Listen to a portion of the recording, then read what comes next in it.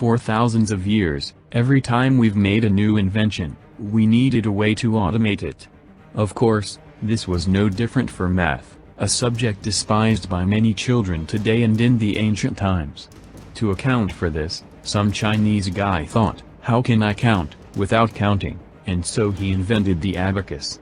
The invention was also used by the Romans, who with their silly letter numbers they needed a better method for counting as well.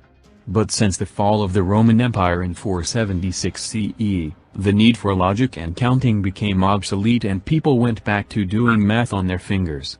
But then, the scientific revolution came, and the need for machines to calculate amounts of money and other mathematical concepts became widespread.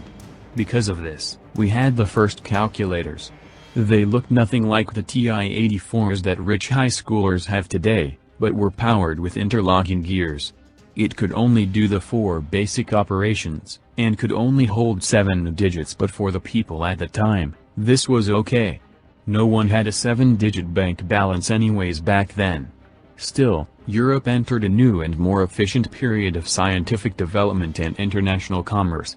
Then, in 1837, a man named Charles Babbage was thinking, what if we didn't even have to explain to the computers how to do stuff?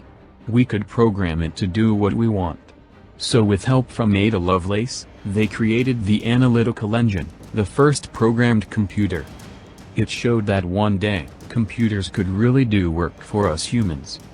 Over the next 100 years, we invented Boolean algebra, which led to logic gates and modern programming, punch cards, which revolutionized counting, IBM, the first computer company, and the Turing test, a test whether a computer can be distinguished from a human. But still, people were impatient, and the rising demands of the scientific and mathematical advancement of the day required more efficiency, memory, and capacity. Running the computers took time, and people hated waiting. So in 1946, the first electric computer, the ENIAC, was created. This machine could calculate 5,000 addition problems at once and showed the possibilities in jobs in programming and computer design, as well as complex equations which allowed the military to figure out the best way to bomb Russia. With the creation of the first electrical computer, the computer industry finally boomed. Within 50 years, we invented the transistor, databases, Intel, Atari, Ethernet, MicroLEN, C++, and the World Wide Web, allowing computers to make society and the economy extremely efficient. Today's iPhones can do 25 billion addition problems at once, and quantum computers can calculate 100 million times faster than the iPhone. We don't write anymore, we type. We don't read newspapers anymore, we have TV. And efficiency isn't the only thing that's increasing. There are an estimated 1.4 million computer-related jobs, including data scientist, computer engineer, programmers, and even a job that lets people hack companies to see if they can.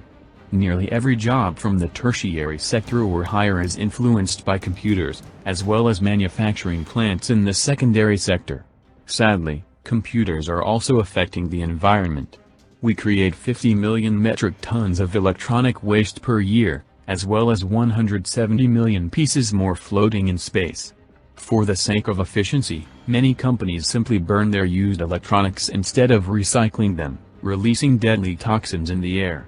So to you all listening in the audience, remember to turn off your computers when you aren't using them, and recycle your used phones and computers.